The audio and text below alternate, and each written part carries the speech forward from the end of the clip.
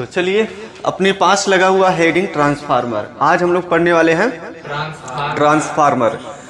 तो ट्रांसफार्मर आपसे पूछा जा सकता है ट्रांसफार्मर किसे कहते हैं या ट्रांसफार्मर के क्या कार्य होता है, ट्रांसफार्मर के अंदर जो होने वाली घटनाएं होती है किस सिद्धांत पर काम करती है, इसमें क्या क्या लगा होता है। तो आइए हम लोग समझते हैं एक एक करके बारी बारी से।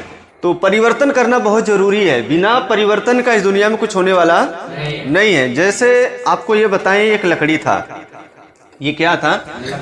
एक लकड़ी है, लकड़ी को मैंने कुछ रूप दिया है, रूप दिया मैंने, रूप देने के बाद और कुछ ये फोम लगा है, क्या लगा है? यह फोम लगा है। फोम का कहीं दूसरी जगह था, लगाया यहाँ पर, स्थान बदल दिया, स्थान बदलते ही ये कुछ नया प्रोडक्ट बन गया है कि नहीं सामने। उसी प्रकार मैंने आपको एक वर्ड समझाया था, इस वर्ड को पहले ध्यान से देखो, उसके बाद आगे चलते हैं। क्लियर है? देखो, जो लेटर इसमें लिखे गए वही लेटर इसमें भी लिखे गए हैं, जो लेटर यहाँ पर भी है वही लेटर यहाँ भी है, जो लेटर यहाँ पर भी है वही लेटर यहाँ पे भी है, जो वर्ड ये है वही वर्ड यहाँ पर भी है, जो वर्ड ये है जो वही वर्ड यहाँ पर भी है, लेकिन ये वर्ड अलग हो गया और ये वर्ड अलग हो गया। तो समझने का प्रयास करिएगा कि मैंने क्या परिवर्तन किया, बस लेटर का परिवर्तन किया है, बस इधर से उधर। बाकी तीन लेटर इसमें भी है, WHO, सही है, वही शब्द, लेकिन इसका मीनिंग कहीं और जा रहा है और इसका मीनिंग कहीं और जा रहा है। इसका कहने का तात्पर्य कुछ अलग हो जा रहा है और इसका कहने का तात्पर्य अलग हो जा रहा है। जैसे ये कह रहा हु आर यू, आप कौन है, और यहाँ पे पूछा जा रहा है हाउ आर यू, आप कैसे हैं। तो शब्दों के परिवर्तन से, लेटर के परिवर्तन से अर्थ का अनर्थ हो जाता है। तो हमारे पास ये ट्रांसफार्मर भी है। ट्रांसफार्मर एक ऐसा डिवाइस है, उपकरण है, मशीन तो नहीं बोल सकते हैं। आप कहेंगे कि ट्रांसफार्मर एक मशीन है, तो ये कोई मशीन नहीं है। ट्रांसफार्मर एक डिवाइस है जिसे हम वोल्टेज देते हैं, दूसरी तरफ एनर्जी को क्या कर देता है? ट्रांसफर कर देता है। यानी ट्रांसफार्मर जो है ये अपने आप में वोल्टेज को ट्रांसफॉर्म करने का एक डिवाइस है, एक डिवाइस है। तो आइए इस डिवाइस के बारे में समझते हैं। जैसे आपसे पूछा जाए कि ट्रांसफार्मर क्या होता है, किस सिद्धांत पर काम करता है, यह किसके लिए लागू होता है, तो आप कहेंगे कि सर जो ये ट्रांसफार्मर होता है ये केवल और केवल एसी करंट के लिए अप्लाई होता है, अल्टरनेटिव प्रत्यावर्ती धारा के लिए। किसके लिए अप्लाई होता है? अब प्रत्यावर्ती धारा का जो सिंबल होता है वो किस प्रकार से होता है, तो आप कहेंगे जो इसका सिंबल होता है इस प्रकार से होता है। सही बात या गलत बात? सही है। तो एसी करंट के लिए ही केवल ट्रांसफार्मर यूज किया जाता है, डीसी करंट के लिए ट्रांसफार्मर यूज नहीं किया जाता है। और ट्रांसफार्मर क्या है? एक इलेक्ट्रिकल डिवाइस है जो वोल्टेज को कम या ज्यादा करने का प्रयास करता है। या तो ये वोल्टेज को बढ़ा देगा या तो ये वोल्टेज को घटा देगा। क्या बात समझ में आ रही है? ट्रांसफार्मर एक इलेक्ट्रिकल डिवाइस है। कौन सी डिवाइस है? इलेक्ट्रिकल डिवाइस है जो वोल्टेज को बढ़ा देगा या घटा देगा। सही है? किस सिद्धांत पर काम करता है? म्यूचुअल इंडक्शन, अन्योन प्रेरण के सिद्धांत पर यह काम करता है। अन्योन प्रेरण के सिद्धांत पर यह ट्रांसफार्मर काम करती है। अन्योन प्रेरण क्या है? निकटवर्ती दो कुंडली में से किसी एक कुंडली में धारा के मान में परिवर्तन किया जाए तो दूसरे कुंडली के चुंबकीय फ्लक्स में परिवर्तन होने की वजह से उसमें प्रेरित विद्युत वाहक बल उत्पन्न हो जाती है। इस घटना को म्यूचुअल इंडक्शन यानी कि अन्योन्य प्रेरण कहते हैं। क्लियर हो गया यहां तक? अब चलते हैं यहां पर ट्रांसफार्मर जो आप लोग देखते हैं ये दो प्रकार से वोल्टेज को बढ़ाएगा घटाएगा। तो कितने टाइप्स के हो गए ट्रांसफार्मर? दो टाइप्स के हो गए। आपसे पूछा जा सकता है मेरे टाइप्स ऑफ ट्रांसफार्मर, तो आप लोग जवाब देंगे कि ट्रांसफार्मर वो दो टाइप्स के होते हैं। तो दो टाइप्स कौन कौन से होंगे? एक स्टेप अप ट्रांसफार्मर होगा और एक होगा स्टेप डाउन ट्रांसफार्मर होगा। स्टेप अप बोले तो इसका मतलब क्या होगा? ये वोल्टेज को क्या करेगा? बढ़ा देगा। ये वोल्टेज को क्या करेगा? और स्टेप डाउन बोले तो ये वोल्टेज को घटा देगा। ये बोले तो वोल्टेज को क्या करेगा? घटा देगा। एक वोल्टेज को बढ़ाने का काम कर रहा है और एक वोल्टेज को घटाने का। इसे ऊंचाई ट्रांसफार्मर बोलते हैं और इसे अपचाई ट्रांसफार्मर कहते हैं। दो प्रकार के अपने पास ट्रांसफार्मर होते हैं।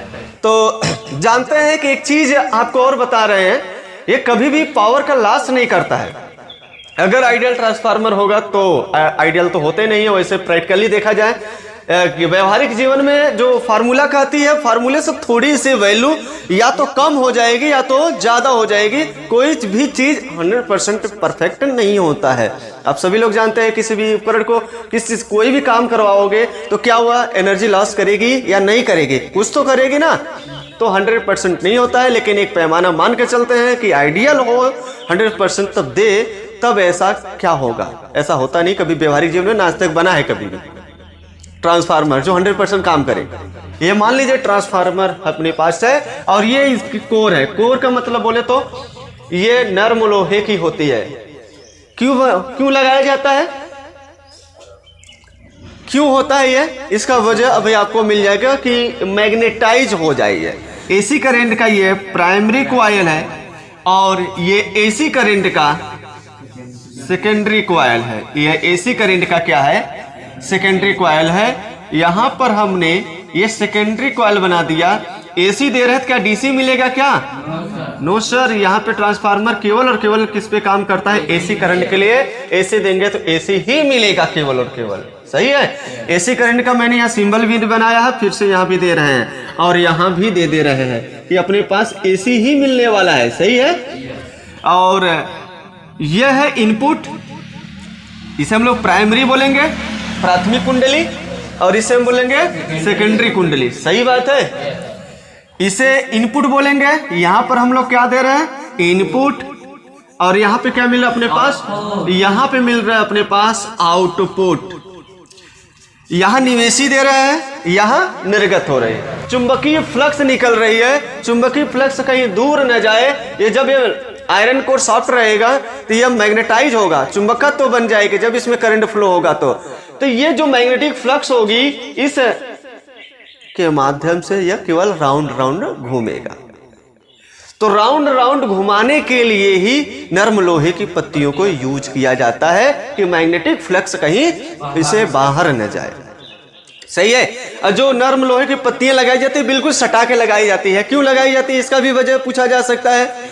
और जरा सा गैपिंग होगा तो जो गैपिंग हो रहा है वहां वार्निश का प्रयोग किया जाता है। गैपिंग होगा तो समझो कि ये हीट होगा ट्रांसफार्मर, फिर और ट्रांसफार्मर हीट होगा तो फिर जलने का संभावना बढ़ जाएगा। तो क्यों गैपिंग होने की वजह से क्या, क्यों हीट होता है, क्योंकि वहां पर जहां पे गैपिंग होगा वहां पर एक नया करंट जनरेट हो जाती है, जिसे हम लोग कहते हैं एडी करंट। मान लेते हैं कि ये प्राथमिक कुंडली है और ये क्या है, सेकेंडरी कुंडली है, सही है। प्राथमिक कुंडली में जो ये टर्न्स लपेटे गए हैं, तारों के फेरों की संख्या मान लेते हो कितना है, N-P, क्या सही बात है? Number of turns in the primary coil N-P and number of turns in the secondary coil N-S, okay. और दूसरी बात करें, इसमें जो करंट जनरेट हो रही है, इसमें जो करंट सेंड किया जा रहा है, जो करंट जा रही है ऐसी, उस करंट को हम बोल रहे हैं IP। क्या सही बात या गलत बात? और इसमें जो करंट जा निकल रही है वह बोल रहे हैं IS, सही या गलत? सही, कोई दिक्कत नहीं है यहां तक। फिर इसके बाद इसमें जो विद्युत वाहक बल है, इलेक्ट्रोमोटिव फोर्स जो है, वो मान ले रहे हैं को कितना है, जो प्राथमिक कुंडली का वोल्टेज है वो मान ले रहे हैं कितना है, EP है। और जो सेकेंडरी कॉइल का वोल्टेज है वो कितना है, E से कंफ्यूज मत हो जाना, V से वोल्टेज होता है और E से भी वोल्टेज होता है। E क्या होता है, जब वोल्टेज का खपत नहीं होता है, कोई इसमें सर्किट नहीं लगा है, कोई कुछ अलग से उपकरण नहीं लगा है जहां से एनर्जी लॉस हो, तो ऐसे जो वोल्टेज उत्पन्न होती है, ऐसे वोल्टेज को हम लोग क्या बोलते हैं, E से सिंबल देते हैं, इलेक्ट्रोमोटिव फोर्स से बोलते हैं। फिर ठीक है, अगर हम यही बल्ब जोड़ दें, कुछ जलाना शुरू कर दे, तभी E ना बोल के हम लोग एनर्जी का यूज कर रहे हैं, तब वहां पे बोलना शुरू कर देंगे वोल्टेज। वोल्टेज ए भी है, वोल्टेज ओ भी है, लेकिन थोड़ा सा भाषा क्या है, परिवर्तन है हल्का सा। तो यहां तक जो टर्म यूज किए गए हैं, इस टर्म में बताओ कोई समस्या, कोई दिक्कत? तो टर्म में कोई दिक्कत नहीं है। तो आप फैराडे साहब का नियम जानते होंगे। आप फैराडे साहब का नियम जानते होंगे। इन फैराडे साहब के नियम को अप्लाई करते हैं और देखते हैं क्या रिजल्ट अपने पास मिलकर आता है। तो सबसे पहले अगर देखा जाए फैराडे का नियम आप लोगों को पता होगा, E बराबर क्या होता है, -d∅/dt। यही होता है, दूसरा होता है। अगर ये केवल एक फेरो के लिए था, नंबर ऑफ टर्न्स अगर फेरो की संख्या बढ़ा दिया जाए, इसमें कितने टन से ये नहीं पता है, तो यहाँ n से मल्टीप्लाई हो जाएगा। अर्थात जो अपने पास फैराडे जी का नियम आया था, E बराबर -n/d∅/dt।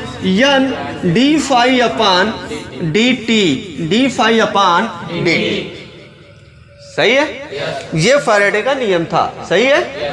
अब इन्हीं नियम पर हम प्राथमिक कुंडली के लिए और सेकेंडरी कुंडली के लिए अप्लाई करते हैं, तो अपने पास दो रिजल्ट मिलेगा और दो रिजल्ट से क्या करते हैं, कंपेयर करते हैं। कभी भी एक रिजल्ट से कंपेयर नहीं किया जाता है, तो दो रिजल्ट मिलेगा, इन दोनों रिजल्ट से कंपेयर करेंगे और कंपेयर करने के बाद हमें कुछ न कुछ जरूर मिलने वाला है, और जो मिलेगा उसको हम लोग उससे कुछ करेंगे।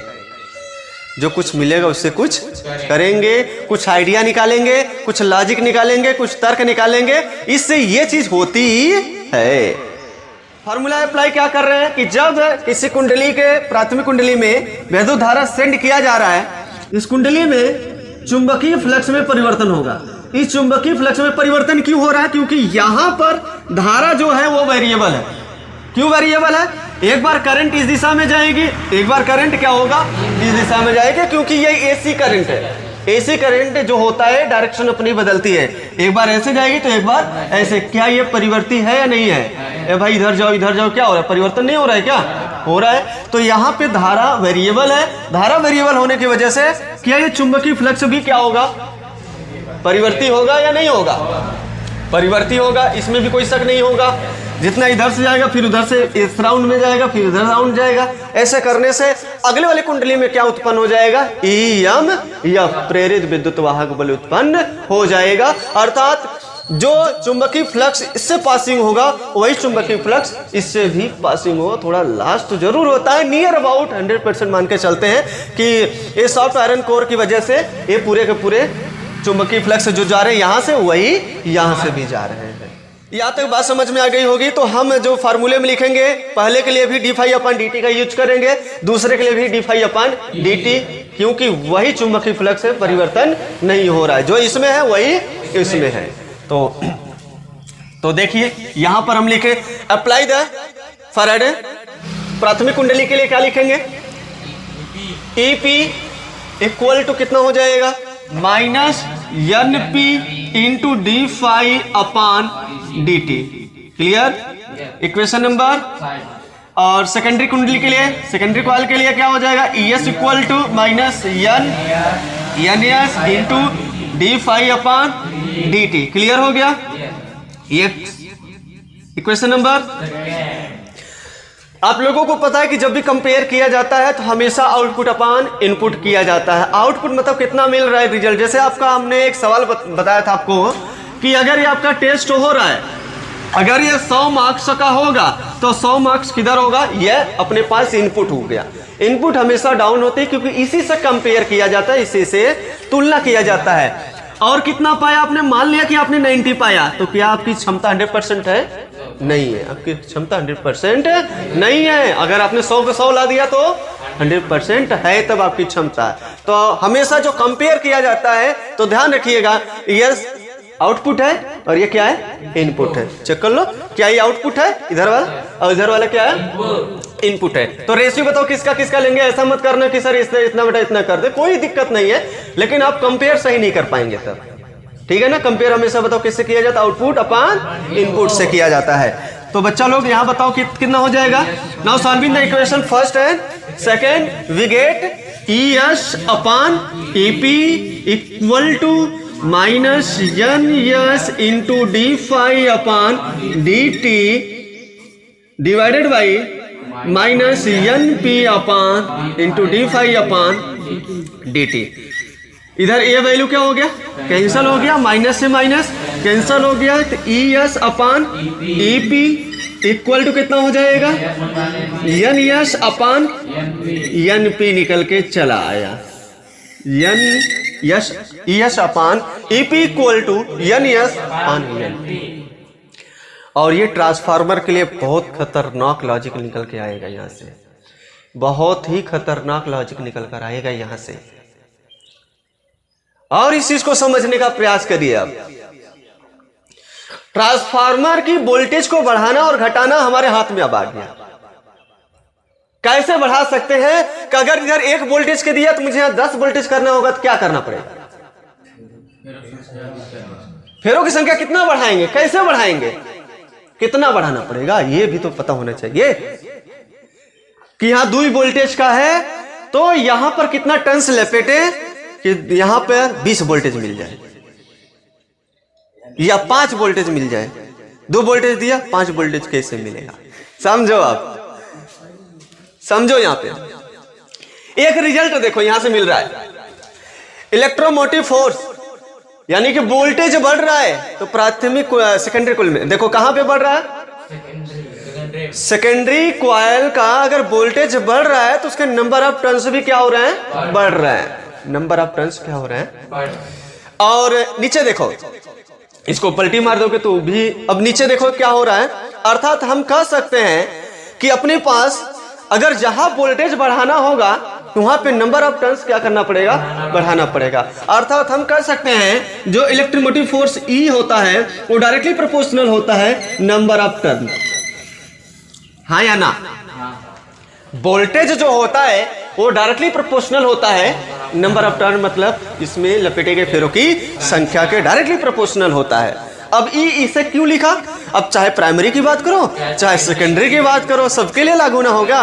अगर आप यहाँ पे बढ़ा दे रहे हैं तो क्या इधर घटेगा या नहीं घटेगा? घटेगा।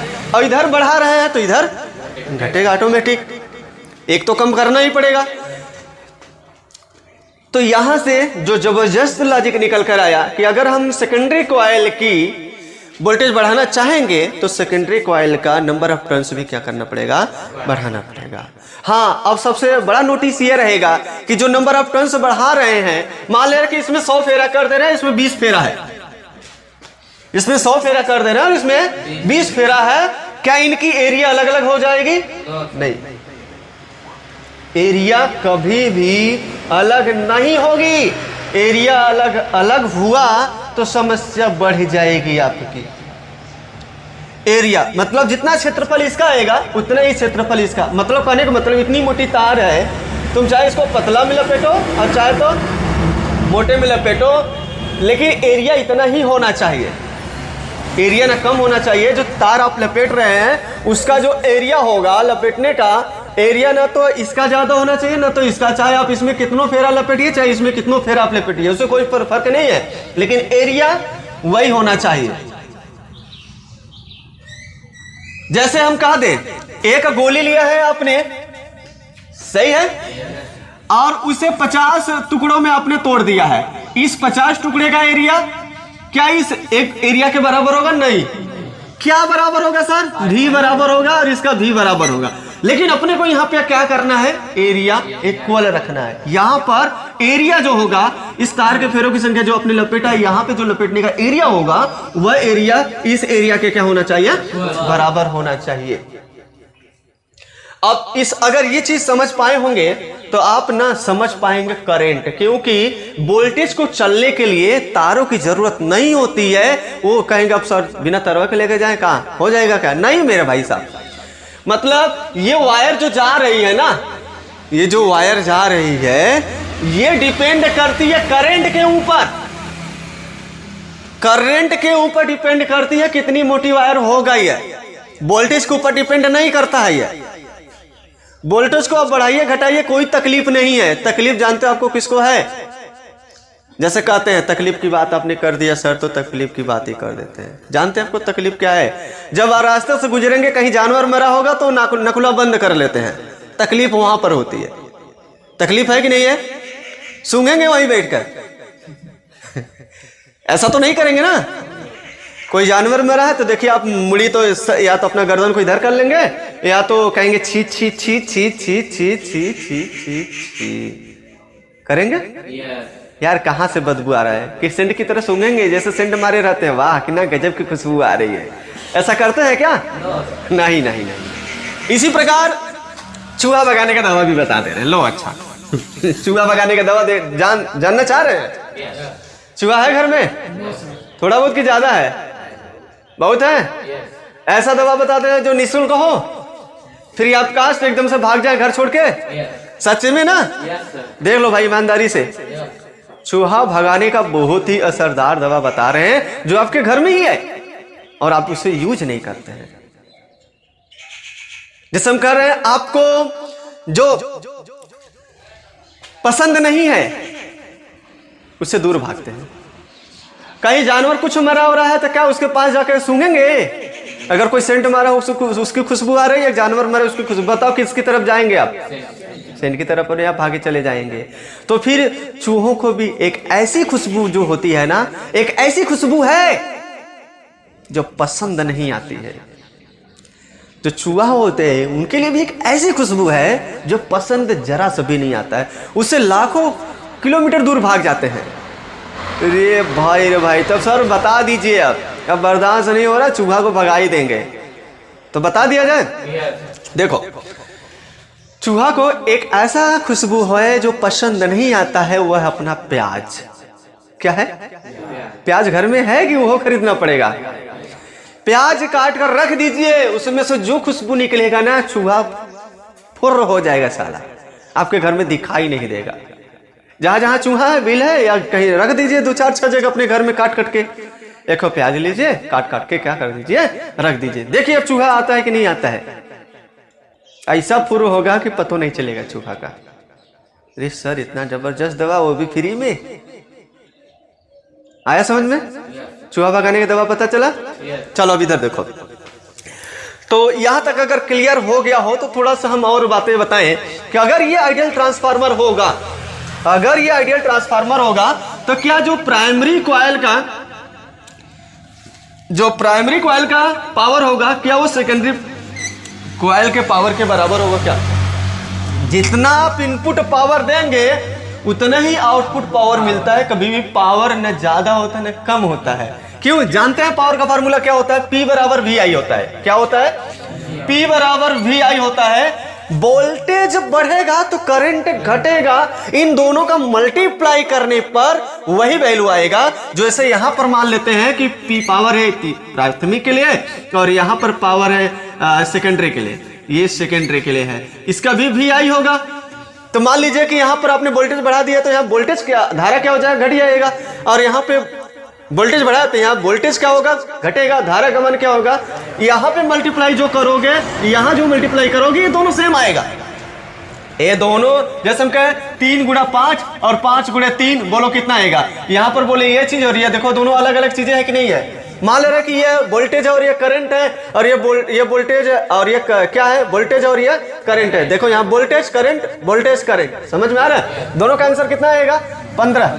मतलब कभी भी ये कम बेसी नहीं होगा, दोनों का मल्टीप्लाई, ये आपस में कम बेसी हो जाएंगे, V और I कम बेसी हो जाएंगे, लेकिन मल्टीप्लिकेशन करने पर जो रिजल्ट यहाँ पर आएगा वही रिजल्ट यहाँ पर भी आएगा। अर्थात पावर हमेशा और हमेशा इनपुट इक्वल टू आउटपुट होगा। ये कब होगा? जब ये आइडियल ट्रांसफार्मर होगा। तो नहीं तो आप लोग जानते हैं कि जितना इनपुट देंगे लॉस तो होगा ना, कुछ तो हीट जाएगा कि नहीं जाएगा, उतना थोड़ी ना मिलेगा पूरा, हाँ? लेकिन आइडियल मान के चल रहे हैं। तो देखिए क्या निकल कर आएगा। तो प्राथमिक के लिए कितना हो जाएगा बच्चा लोग? P बराबर VI, तो EP I equal to ES IS। P बराबर VI, V के स्थान पे आप इलेक्ट्रोमोटिव फोर्स का यूज करिएगा। तो यहां से रिजल्ट क्या मिलेगा? हमेशा कंपेयर किससे किया जाता है? सेकेंडरी से। तो आउटपुट बताओ कितना है? ES upon EP। तो और ये इसके डिवाइड में हो जाएगा, तो ES upon EP equal to कितना हो जाएगा? IP upon IS। एक रिजल्ट यहां से मिला और इस रिजल्ट से बहुत खतरनाक लॉजिक निकलेगा कि अगर आपने सेकेंडरी कॉइल का वोल्टेज बढ़ाया तो समझो प्राथमिक का जो होगा वो वोल्टेज करंट का मान बढ़ जाएगा। अब यहां देखो इसका रिलेशन, या सीधा सीधा लेना चाह रहे तो सीधा सीधा ले लो। तो बताओ सेकेंडरी कॉइल का अगर आप वोल्टेज बढ़ा रहे हैं तो प्राथमिक कुंडली का क्या बढ़ रहा है? करंट बढ़ रहा है। और अगर सेकेंडरी कॉइल का आप वोल्टेज बढ़ा रहे हैं तो सेकेंडरी कॉइल का करंट क्या हो रहा है? तो हम लिख सकते हैं इनवर्सली प्रोपोर्शनल है क्या? इनवर्सली प्रोपोर्शनल है क्या? तो हम कह सकते हैं कि अपने पास जो इलेक्ट्रोमोटिव फोर्स होता है इनवर्सली प्रोपोर्शनल टू करंट के होता है। ये मोस्ट इंपॉर्टेंट फैक्ट अपने पास निकल कर आया है। हम कह सकते हैं कि जो इलेक्ट्रोमोटिव फोर्स होता है, जो विद्युत वाहक बल होता है, जो वोल्टेज होता है, वो धारा के क्या होता है? विद्युत प्रमाणुपाती होता है। आ रहा है? अब हम यहां से सवाल पूछना शुरू करें, लॉजिकल सवाल पूछना शुरू कर रहे हैं। क्या ये ट्रांसफार्मर डीसी के लिए भी अप्लाई होता है? No sir. क्यों नहीं होता है? क्यों नहीं होता है? क्योंकि यहाँ धारा वेरिएबल नहीं होता है, एक डायरेक्शन में फ्लो होगा। जब एक डायरेक्शन में फ्लो होगा चुंबकीय फ्लक्स में कोई परिवर्तन नहीं होगा। चुंबकीय फ्लक्स में परिवर्तन नहीं होगा तो ट्रांसफार्मर वर्क नहीं करेगा। क्लियर हो गया? दूसरी सवाल कि हम ये बता रहे थे कि जो ये करंट, जो अपने पास ये वोल्टेज होता है, ये वायर वोल्टेज के ऊपर डिपेंड नहीं करता है, ये डिपेंड करता है करंट के ऊपर। करंट जितना ज्यादा बढ़ेगा वायर उतना ही मोटा होता जाएगा। वायर उतना ही मोटा होता जाएगा। इसलिए जो एनर्जी लॉस होती है वो करंट की वजह से लॉस होती है, बस वोल्टेज की वजह से नहीं। किसकी वजह से? करंट की वजह से। गर्मी के दिन में देखते होंगे वोल्टेज डाउन हो जाता है साला, वोल्टेज डाउन हो जाता है, करंट बढ़ जाता है, एनर्जी खपत हो जाती है साला। क्या मेरे भाई साहब? अरे समझ में आ रहा है कुछ हो कि नहीं आ रहा है? करंट का मान अगर बढ़ गया तो समझो कि वायर क्या करना पड़ेगा? मोटा करना पड़ेगा, पक्का 100%। और आप लोग देखते होंगे कि जो वोल्टेज जितना ज्यादा हम कर देंगे करंट का मान ऑटोमेटिक क्या हो जाएगा? घट जाएगा। इस फार्मूले से भी हमें पता चल रहा है, समझ में आ रहा है? सही है। तो करंट को हम घटा देते हैं, वोल्टेज को बढ़ा के हम ट्रांसमिट करते हैं कि एनर्जी लॉस कम हो।